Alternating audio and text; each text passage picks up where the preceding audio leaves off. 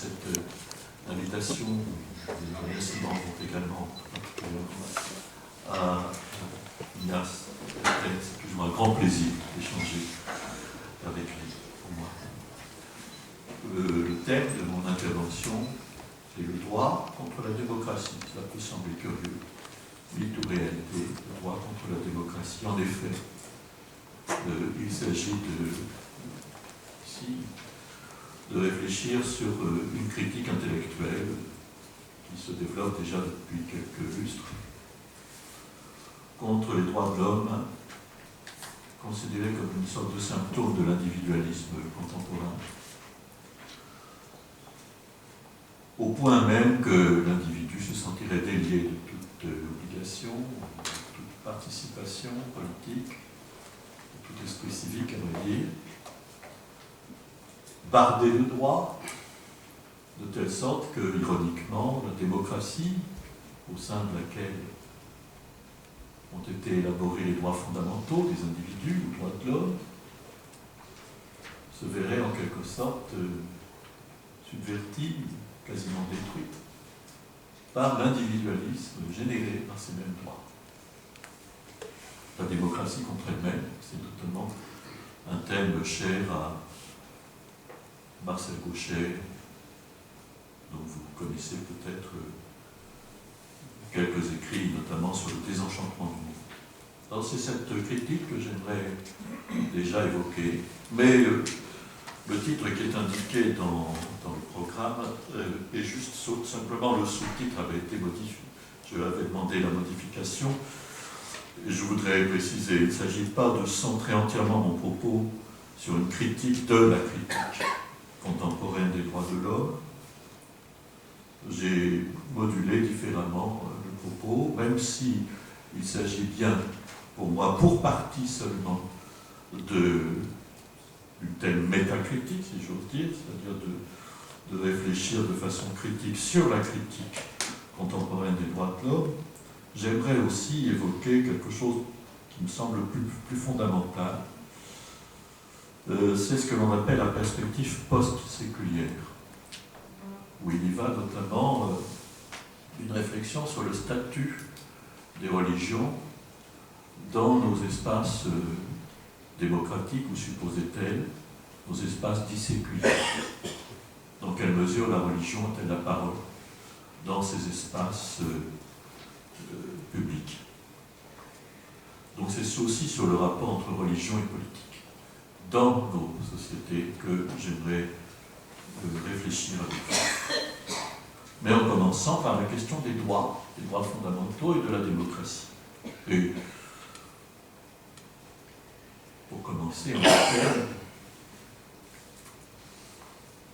je propose de considérer tout simplement le premier article de la Grande Déclaration universelle 1948, Déclaration universelle des droits de l'homme. Tous les êtres humains naissent libres et égaux en dignité et en droit. Ils sont doués de raison et de conscience et doivent agir les uns envers les autres dans un esprit de fraternité.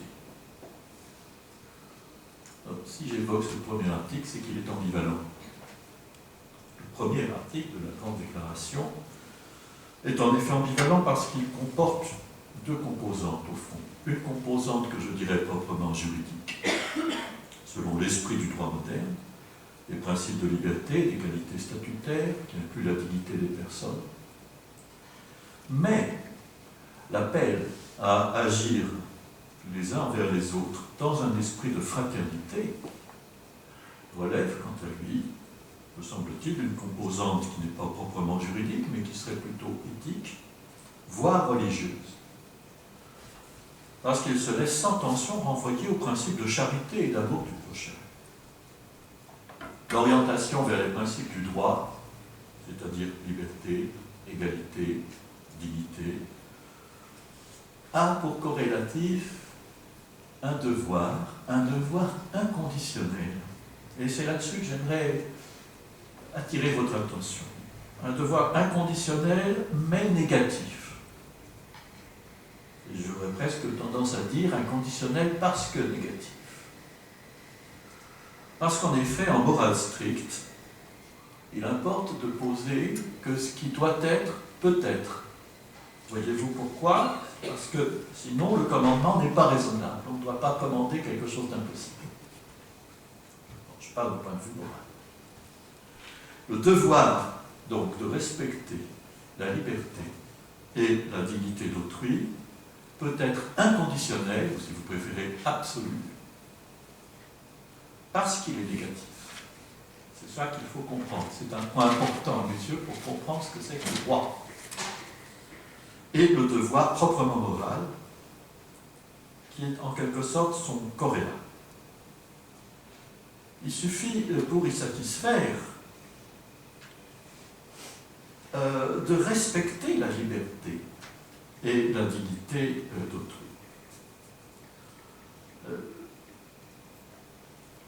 Donc,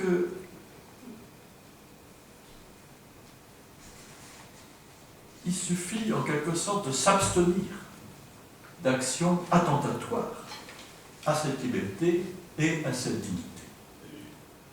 Et s'abstenir d'agir est toujours possible.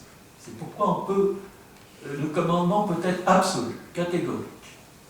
Respecter la liberté des autres. C'est toujours possible de s'abstenir, de porter atteinte à cette liberté. En ce qui concerne en revanche l'appel à agir les uns envers les autres dans un esprit de fraternité, le devoir est conditionnel. Il est conditionnel parce qu'étant positif, il s'ensuit que son accomplissement n'est pas exigible en toutes circonstances. Outre que l'assistance à autrui peut rencontrer des obstacles physiques, la motivation altruiste se heurte à des limitations humaines. Nous pourrons discuter après mon intervention. Je ne peux pas ici, je n'ai pas le temps de développer cela, mais c'est un point important. Le devoir, en quelque sorte, de charité n'est pas aussi absolu que le devoir de respect. Dans ces conditions, l'alternative semble aller de soi.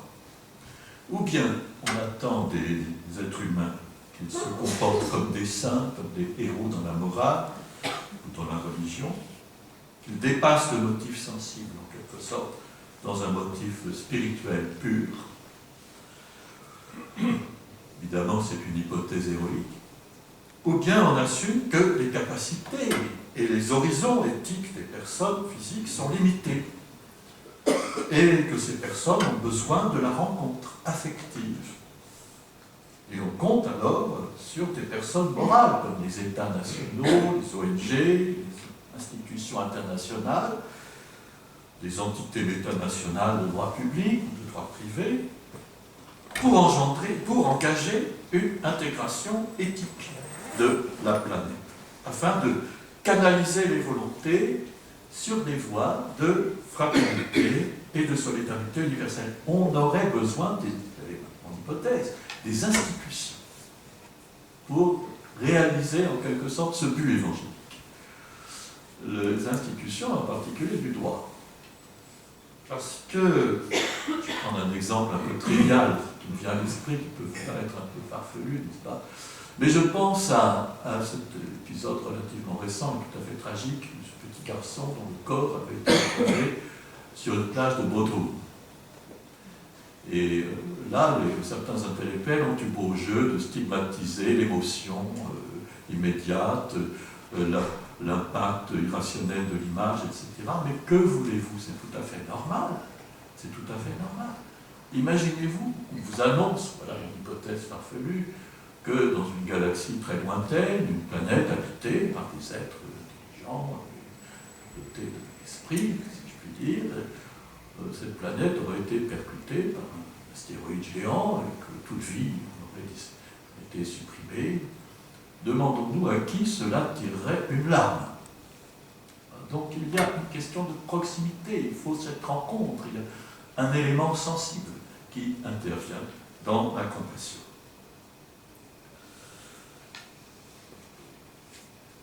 Prenons donc au sérieux les institutions et le droit. pour engager cette intégration éthique de la planète, afin, disais-je, de canaliser les volontés sur des voies de fraternité et de solidarité universelle.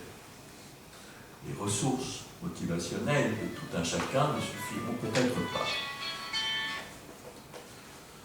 Il paraît donc moins utopique que la voie de la sainteté, qu'on ne peut pas demander à tous, celle d'une éthique planétaire sous-tendue par un parlement des religions, un Weltethos au sens de Hanskum, qui prend pour horizon le cosmopolitisme anthropologique, c'est-à-dire cette idée universaliste animée par l'amour des hommes. Mais cette orientation, à mon avis, est elle-même illusoire. Je suis très réticent à l'égard de l'éthique planétaire de Hanskum. Le réalisme, à mon avis, recommande de lui préférer l'établissement d'un droit commun de l'humanité, plutôt que l'éthique planétaire. Et là, l'horizon d'attente n'est plus le cosmopolitisme anthropologique, fondé sur l'amour des hommes, mais le cosmopolitisme juridique, fondé sur le respect de leurs droits. Est-ce que c'est contradictoire? C'est ce que l'on pourrait croire, parce que le problème est justement de promouvoir le principe de l'amour des hommes, qui est la visée du cosmopolitisme anthropologique, alors que le cosmopolitisme juridique se tient au respect de leurs droits, encore une fois. Et précisément, c'est cette apparence paradoxale qui situe l'intérêt de l'enjeu. Pardonnez-moi, c'est un petit peu subtil ce que je vais dire, mais cela va s'éclairer, je l'espère. Le respect des droits fondamentaux des personnes est, comme je l'ai dit, une obligation inconditionnelle. Elle est en principe sanctionnable par des tribunaux. Son orientation est juridique. La conscience en est entretenue par un sens du juste et de l'injuste. Et ce sens était orienté naguère par les lumières de la raison, lesquelles furent historiquement portées par la médiation philosophique. Quant aux obligations éthiques, qui en appellent à l'amour des hommes, comme ici à l'esprit de fraternité, la conscience en est entretenue par un sens du bien et du mal, ce qui n'est pas la même chose exactement que le juste et l'injuste. Et ce sens serait orienté, quant à lui, je n'ai pas peur des mots que j'emploie ici, par des lumières de la religion plutôt que les lumières de la raison, porté par la médiation théologique plutôt que par la médiation philosophique. Les États savent à peu près comment faire face aux injustices politiques, mais ils se sentent démunis devant les manquements à la fraternité et à la solidarité. Pourquoi? C'est parce que on ne peut prescrire la fraternité comme on fait respecter la liberté ou l'égale dignité des individus. On ne commande pas la charité comme on impose la justice. On ne saurait promouvoir l'amour universel comme on agence l'avènement d'un droit commun de l'humanité. C'est le problème. Et d'un autre côté, il n'est pas raisonnable d'attendre des personnes physiques que sur la seule ressource de leur motivation affective, elles possèdent un élargissement indéfini de l'altruisme.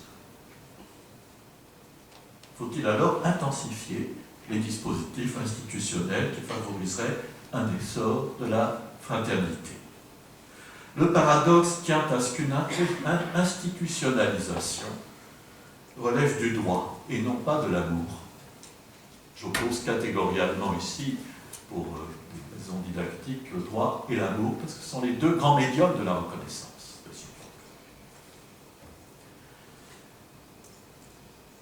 Elle est donc, cette institutionnalisation, quelque chose de foi, à moins de supposer le travail discret d'une dialectique de l'amour et du droit, qu'est-ce que je veux dire, c'est-à-dire une relation par et dans laquelle droit et amour ne seraient pas indifférents l'un à l'autre. On pressent l'objection, c'est là que j'en viens à la critique des droits de l'homme, la critique intellectuelle. Cette objection nous vient en effet d'une critique intellectuelle des droits de l'homme ou de son idéologie dite droit de l'homiste, idéologie très en vogue, supposée aller de pair avec l'individualisme possessif, comme on dit, l'individualisme contemporain. Cette critique nous avise de ce que les droits fondamentaux individuels, finalement, se retourneraient, c'est dit-on chose faite, contre la démocratie. Le droit aurait fabriqué, comme je le disais tout à l'heure, des petits individus qui s'imaginent autosuffisants, déliés du lien politique auquel ils refuseraient de reconnaître leurs dettes, et contre cette charge, et vous savez, je dis brièvement, je fais brièvement l'écho, n'est-ce pas, de cette critique qui a un énorme succès intellectuel, et au-delà, aussi dans la classe politique. Contre cette charge, l'ironie a voulu que la réhabilitation des droits universels, droits fondamentaux des individus ou droits de l'homme, droits fondamentaux des peuples ou droits des gens, comme on dit en français. En allemand et en anglais, on dit droits des peuples. Je disais que contre cette charge critique intellectuelle des droits de l'homme, l'ironie a voulu que la réhabilitation des droits universels provienne de la plus haute autorité ecclésiastique du monde catholique. Il s'agit du discours prononcé par le pape François le 25 septembre 2015 pour le 70e anniversaire de l'ONU. Il était célébré notamment les progrès du droit. C'est son expression, dans lesquelles le pape reconnaît qu'ils sont, je cite, des lumières en contraste avec l'obscurité du désordre causé par les ambitions incontrôlées et par les égoïsmes collectifs. Donc, contrairement au topos, au lieu commun de ces intellectuels, le droit n'est pas un facteur d'égoïsme. À suivre le pape François. À ces progrès juridiques, le pape François adjoint les progrès, il le dit, politiques et techniques, pour déclarer, et la chose mérite d'être soulignée, qu'ensemble, ils représentent, je cite, un chemin. Ces progrès juridiques, politiques, techniques représenteraient, selon le pape François, un chemin d'accomplissement, je cite, de l'idéal de fraternité humaine et un moyen pour sa plus grande réalisation. J'ai à votre disposition l'extrait entier de ce discours. Enfin, l'extrait du passage, n'est-ce pas, qui est dans le contexte de cette phrase que j'ai tirée du contexte. Donc il existerait un lien secret entre l'amour et le droit. Si je fais écho à cette allocution pontificale, c'est pour attirer l'attention sur un raisonnement implicite, rarement tenu, et qui, pour se situer en dehors des sentiers battus de la critique intellectuelle, peut aider à sortir des impasses idéologiques dans lesquelles cette critique nous enferme. Tout est là question de regard. Aujourd'hui et sous nos latitudes, la médiation philosophique, me semble-t-il, fonctionne à rôle renversé par rapport aux lumières de jadis, les lumières de la raison, du XVIIIe siècle européen, qui avait consacré le philosophe en tant, comme disait Kant, que gardien du droit. C'est à présent la médiation théologique qui se met en posture d'interpréter le processus de modernisation comme cet élément de rationalisation, voire si on suit le discours papal, de progrès politique, technique, juridique, qui autoriserait l'espoir d'une congruence, une convergence inattendue en engageant l'humanité sur un chemin de fraternité. Les progrès du droit ne sont pas contradictoires, au contraire, avec ce progrès sur le chemin de fraternité. Il y a une rencontre possible entre l'amour et le droit. Encore faudrait-il, pour qu'une telle convergence devienne crédible, que nos sociétés que l'on dit séculières ou, suivant certains contextes, laïques, trouvent une voie non régressive pour surmonter leur opposition constitutive, très importante depuis les guerres de religion. Opposition entre, d'un côté, la conviction religieuse privée et, de l'autre, la raison politique publique. Et vous, c'est le grand partage grand partage qui a permis historiquement la pacification de nos sociétés. À la suite des guerres entre catholiques et protestants. Or, donc la solution sans doute la plus puissante dans le contexte fut le cantonnement privé de la parole religieuse. L'idée étant que ce qui est dangereux, qui a failli faire éclater une société, ce n'est pas le fait d'avoir des convictions différentes sur le plan religieux, c'est surtout le fait de les rendre publiques. D'où la mesure de précaution, de prudence, de sauvegarde qui consiste à privatiser l'expression de la conviction religieuse. On peut même parler d'une excommunication politique du religieux, qui fut salutaire en son temps. Le cantonnement privé de la parole religieuse, disais-je, cette excommunication politique du religieux, aujourd'hui peut être jugée délétère, non seulement pour l'entretien de la conviction, mais également pour la raison religieuse, je dirais même, le logos religieux. C'est d'ailleurs peut-être l'un des plus beaux titres de la pensée des Lumières. Je pense à l'Aufklärung kantienne, d'avoir compris et affirmé que la pensée et la raison ne sont rien sans le caractère public, ce qu'il appelait, ce que Kant appelait Öffentlichkeit. La publicité, comme on traduit, avec un P majuscule. En outre, l'autonomie démocratique ne réclame-t-elle pas que l'on surmonte l'opposition, mise en exergue par le grand sociologue du sud-ouest de l'Allemagne, première moitié du XXe siècle, Max Weber, auteur de cette formule « désenchantement du monde », traduit approximativement « Weltentzauberung », qui veut dire plutôt la démagification. Je dis cela parce qu'en fait, c'est le christianisme qui est responsable du désenchantement. C'est lui qui a tué les sorcières, etc. C'est lui qui a désenchanté, démagifié. Donc, cette autonomie démocratique, j'y reviendrai, ne réclame-t-elle pas que l'on surmonte l'opposition, jugée si indispensable, entre conviction et responsabilité, ce partage prôné par Max Weber. C'est ce que permettrait une expression publique raisonnable des convictions, me semble-t-il, de surmonter l'opposition entre responsabilité et conviction. Mais réplique-t-on, et voilà le combat d'aujourd'hui, pour reprendre une expression de Ignace de Mertel, une expression, une objection qui nous vient plutôt d'une forme de républicanisme de combat, dirais-je, après Ignace. Quelle garantie avons-nous que cette expression publique sera raisonnable, c'est-à-dire tolérante, ouverte, orientée vers l'entente? Est-il seulement prudent de parler d'une telle déprivatisation? C'est la perspective post-séculière, n'est-ce pas? De parler d'une telle déprivatisation, aujourd'hui réclamée, des convictions et l'expression religieuse. Est-il possible de parier qu'une telle déprivatisation s'intégrera sans tension à la raison publique? Cette raison publique agnostique, nécessaire au bon équilibre de justice dans les sociétés séculières. C'est le véritable esprit de ce que l'on appelle en France la laïcité, qui n'est pas comprise de la même façon en Belgique, me semble-t-il.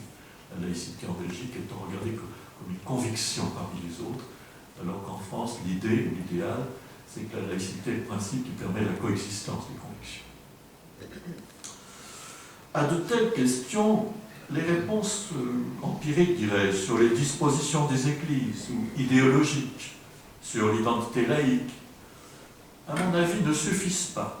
Et j'aimerais plutôt soumettre quelques arguments qui visent davantage à clarifier un problème qu'à marquer une position.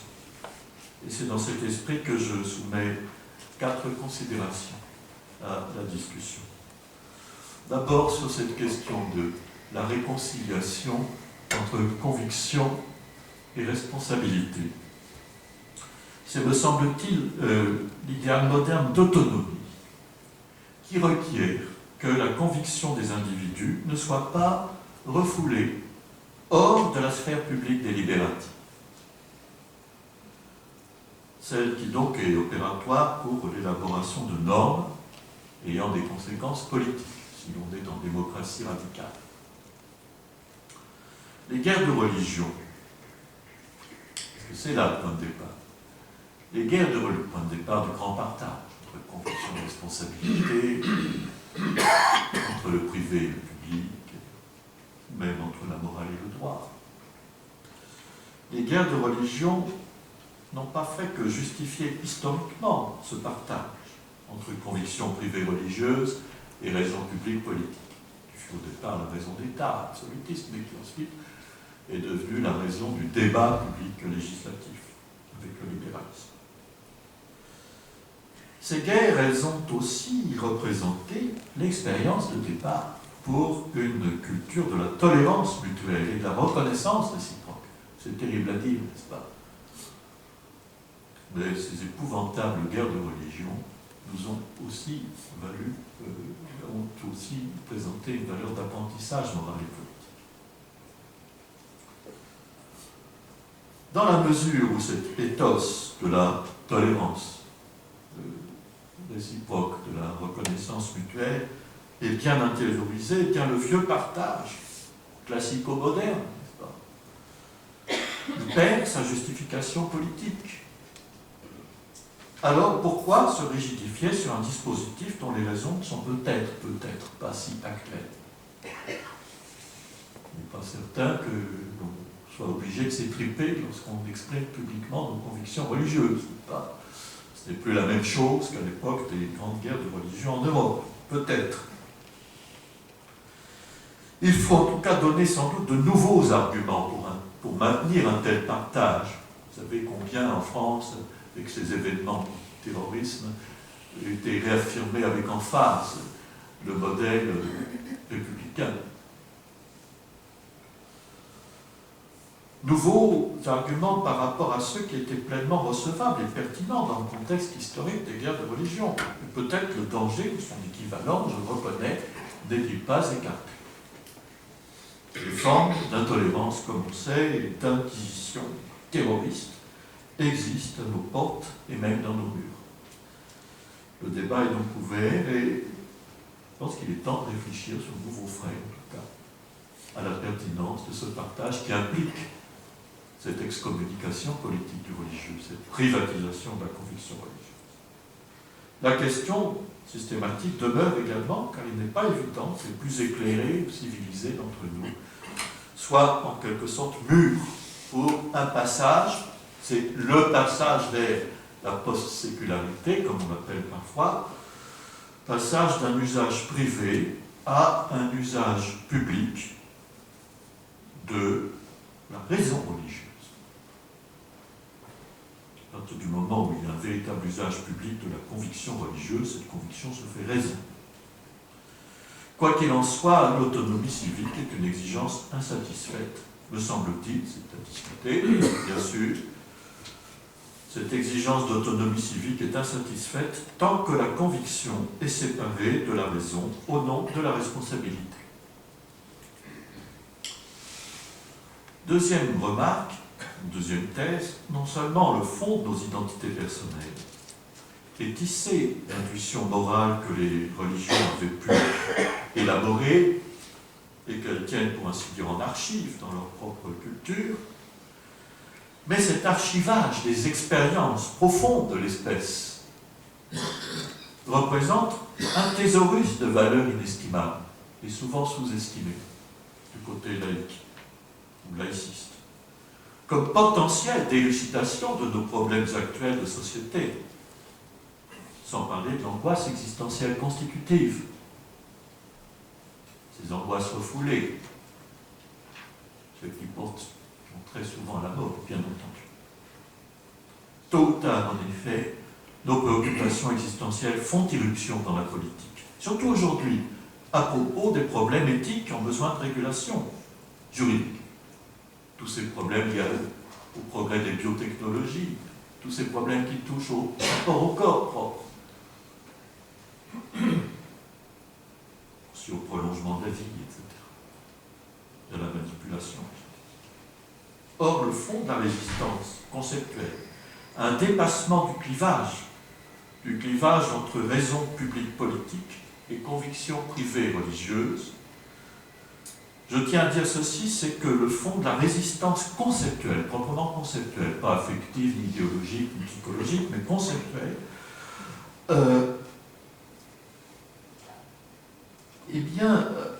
un dépassement de ce clivage, le fond de cette résistance ne réside pas dans l'esprit du criticisme, elle ne réside pas dans le faillibilisme qui accompagne nécessairement l'esprit du criticisme. Et ce faillibilisme, je peux me tromper, c'est la condition de l'entrée du discours religieux dans son usage public. L'usage public ne signifie pas parler haut et fort, afficher haut et fort ses convictions. Non, ce n'est pas ça l'usage public. L'usage public, c'est accepter d'exposer ses convictions, non pas de les afficher. Exposer, ça veut dire les expliciter, les justifier si c'est demandé. Souvenez-vous de la parole de Pierre, je crois, c'est Pierre. Et aussi d'accepter les contre-arguments, les contre-expériences, donc les exposer à la réfutation. Ça, c'est le principe des sociétés ouvertes, comme disait le philosophe autrichien Karl Popper. Et donc, je disais que, en aucun cas, l'esprit du criticisme et le faillibilisme qui accompagne cet esprit ne constituent un obstacle à l'expression publique des convictions religieuses, contrairement aux apparences. Pour une raison véritablement critique, c'est ma thèse centrale, l'agnosticisme théorique, c'est-à-dire je ne sais pas si Dieu existe ou s'il n'existe pas, je ne sais pas si l'âme est immortelle, s'il y a une vie après la vie ou pas. L'agnosticisme théorique est pleinement compatible avec ce que j'appellerais, faute de mieux, le fidéisme pratique, c'est-à-dire l'engagement en faveur de l'existence de Dieu ou de la vie après la vie. De fait, l'expérience philosophique nous révèle que les évidences de base, je vous invite à réfléchir à ce point, les évidences de base les plus fondamentales, par exemple, la réalité du monde extérieur, ou encore l'existence d'autrui, ou encore l'effectivité d'un moi qui pense, qui juge, qui est autonome. Eh bien, ces évidences les plus fondamentales, elles ont ceci de particulier qu'elles sont théoriquement indémontrables. Ni la science, ni la philosophie, ni personne ne peuvent démontrer la réalité du monde extérieur, l'existence d'autrui, l'effectivité d'un moi autonome. Elles sont à la fois théoriquement indémontrables et pratiquement indispensables. Elles conditionnent le sens de toute pratique.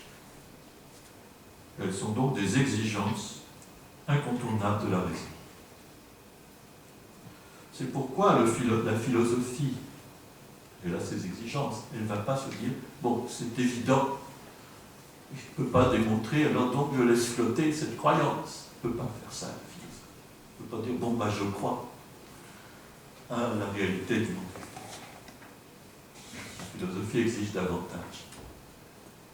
Et cette exigence, elle se traduit par une postulation. On postule la réalité du monde extérieur, l'existence d'autrui, l'effectivité d'un moi autonome, la liberté humaine, si vous préférez. La philosophie, elle doit postuler ceci, ce qui est à la fois théoriquement démontrable et pratiquement indispensable. Et c'est par ce statut critique de postulation pratiquement nécessaire que la philosophie rejoint la religion. Et à sa pointe critique, la philosophie rejoint la religion. Elle rejoint quelque part le dogme, mais à un niveau réflexif. Et à ce niveau, raison critique et religion réflexive se rapportent l'une à l'autre, sans tension. Il n'y a aucune contradiction entre l'esprit, la pointe même de la raison critique, et la foi. D'ailleurs, certains disent que c'est cette synergie, cette transvaluation de la raison critique et de la foi est la source même de l'humanisme européen. Troisième thèse, c'est la question de ce que l'on soupçonne être le dogmatisme constitutif des religions. Je souhaiterais ici défendre l'idée qu'il serait dommageable à notre culture publique que les religions mettent leurs dogmes sous le boisseau. C'est même la tendance de la théologie rationnelle moderne, depuis 1800. Il semble important, au contraire, de préserver la dogmatique religieuse et tout ce qui peut paraître un peu surnaturel, comme les miracles, les mystères, etc. Et je n'ai aucune réticence à me référer ici au Hegel des leçons sur la philosophie de la religion. Hegel y déplorait la tendance de l'exégèse théologique moderne à évider la religion de sa dogmatique. Or, c'est ce qu'il y a de plus précieux. Il parlait à ce propos, cette tentative de rationalisation interne, en quelque sorte, par la théologie moderne, de la religion, il parlait d'effronterie. C'est intéressant, l'expression. Et d'ignominieuse abaissement. Parce qu'on met de côté, on ne parle plus des miracles ou des mystères. Et cette sévérité, à mes yeux, ne mérite pas d'être assimilée à une réaction intégriste. C'est ça qui est intéressant chez Hegel. Il s'agirait plutôt pour Hegel, de montrer que l'on ne saurait impunément mépriser le potentiel sémantique des dogmes religieux. Évidemment, pour lui, la Trinité est tout à fait fondamentale, de même que l'incarnation et la résurrection. À ses yeux, la dogmatique chrétienne, donc, est, quant au contenu, ce qu'il y a de plus précieux philosophiquement dans le christianisme et ailleurs. Or, si j'évoque Hegel, ce n'est pas pour reprendre les thèses du philosophe de l'absolu sur un passage conceptuellement nécessaire de la religion révélée à la religion accomplie, c'est dans l'intention de faire droit à deux choses. Premièrement, à la valeur, encore une fois, trop souvent sous-estimée, surtout dans les contextes laïques, la valeur des potentiels sémantiques recelés dans la dogmatique religieuse, et pas seulement dans les contextes laïques, également dans certains contextes théologiques. Cette sous-estimation sévit. Deuxièmement, à la différence, faire droit à la différence, et c'est le point peut-être important pour la critique, la différence entre le contenu des dogmes religieux et l'attitude dogmatique, c'est-à-dire le mode autoritaire d'imposition de ces contenus. Il faut faire la différence, c'est très important, sinon on est perdu. S'il convient en effet, dans l'usage public, de rompre avec le style dogmatique des arguments d'autorité du type Dieu dit que, je parle de l'usage public, dans l'usage privé c'est légitime, c'est-à-dire auprès des adeptes. Il importe en revanche de préserver les contenus dogmatiques de la trivialisation et de les cultiver par une exégèse non réductrice au titre du patrimoine spirituel de la civilisation. Ce qui est intéressant, c'est justement nous expliquer les mystères. Quatrième thèse et dernière thèse, parlons donc du style, du mode d'imposition dogmatique des contenus religieux, n'est-ce pas ? La dogmatique, c'est précieux, ça ne veut pas dire pour autant que l'attitude dogmatique doit être conservée. Elle ne doit pas l'être dans l'espace public ou dans l'usage public du logos religieux, c'est-à-dire en perspective post-séculière, je précise. C'est à cet endroit qu'intervient la distinction décisive entre un usage privé et un usage public de la raison religieuse. Je parle sans rougir de raison religieuse. Le mot public s'entend, encore une fois, dans un sens normatif, je l'ai dit, ce n'est pas affiché haut et fort ses convictions, mais accepter de les exposer à la réfutation des contre-arguments et des contre-expériences.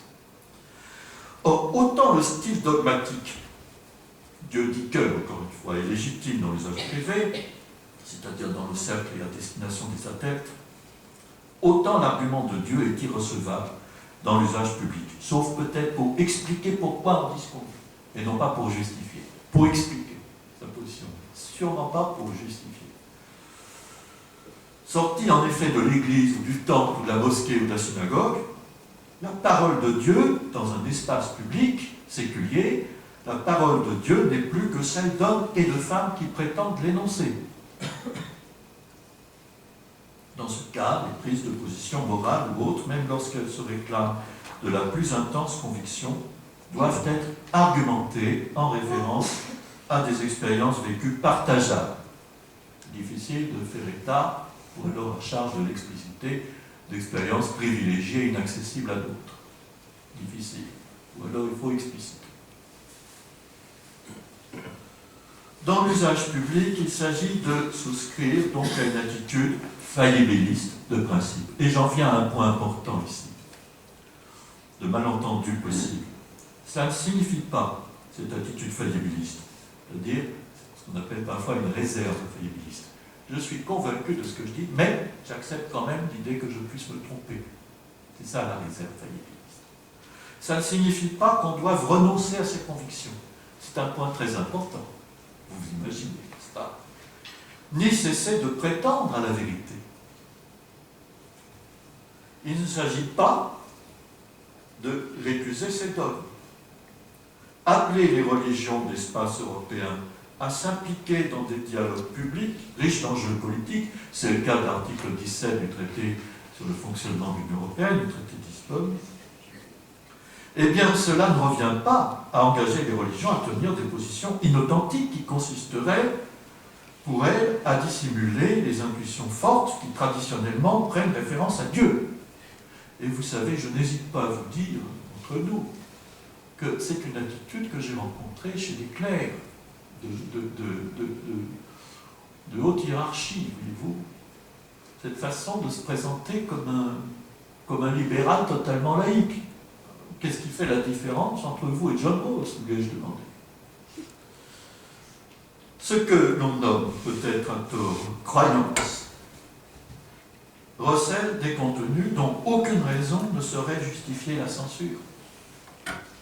Tout contenu convictionnel, y compris celui qui se fonde sur une foi religieuse intense, a droit de citer dans un espace public authentiquement libéral. Aucune honte, aucune gêne à avoir de dire ses convictions jusqu'au bout, y compris quand elles paraissent étranges à des esprits qui se croient rationnels. D'une manière générale, la conversion attendue de l'usage privé vers l'usage public engage des attitudes, je dirais, contrefactuelles ou régulatives. C'est-à-dire qu'on postule qu'il y a une égalité de principe entre les partenaires, qu'ils ont une égale autorité pour parler. Ça, c'est l'espace public séculier, n'est-ce pas?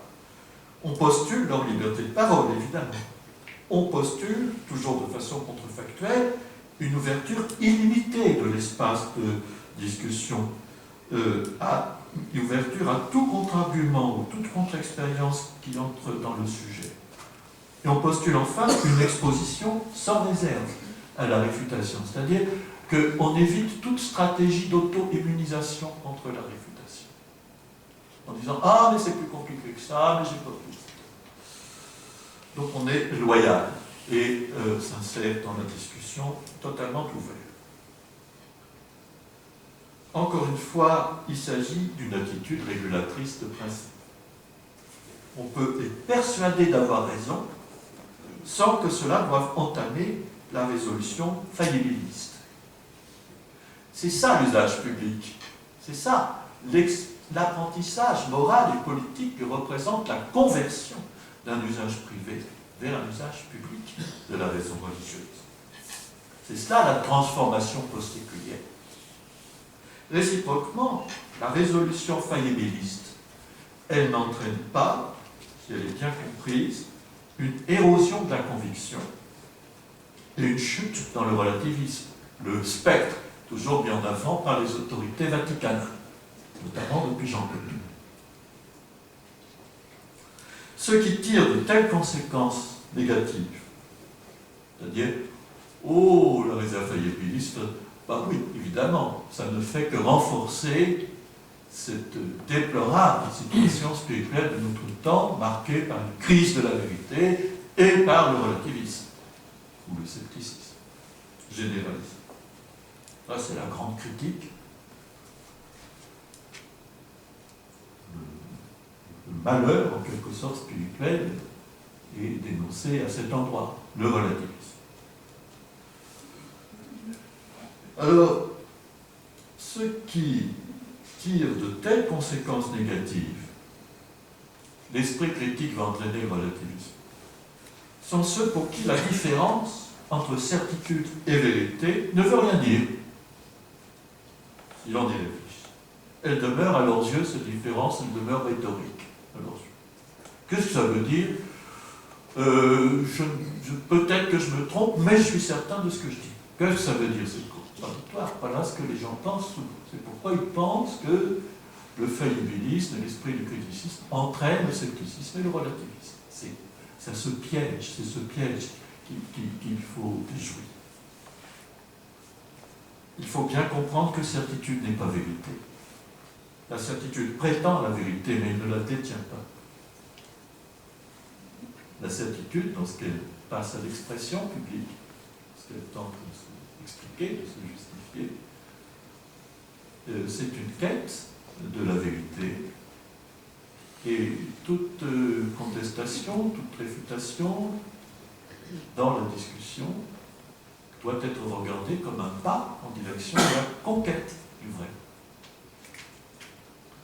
Justement, cette différence pratique entre certitude et vérité est de haute importance, parce qu'intérioriser cette différence dans la pratique du dialogue civil européen me paraît être une clé de stabilisation d'un espace public tel que sa polyphonie, parce qu'il faut bien parler d'une polyphonie, au mieux, n'est-ce pas, bien entendu, il y a une grande diversité aujourd'hui dans nos espaces publics, tel que sa polyphonie ne dégénère pas en cacophonie, et que son pluralisme ne se réduise pas à une pluralité de juxtaposition. Alors je dirais, pour terminer, pardonnez-moi d'avoir été un peu long, qu'une insertion réussie des religions dans l'espace politique de l'Union européenne, l'espace européen, comme on dit, à construire d'ailleurs, ne requiert pas davantage que cette attitude, cette résolution, mais elle ne requiert pas moins non plus. Je vous remercie.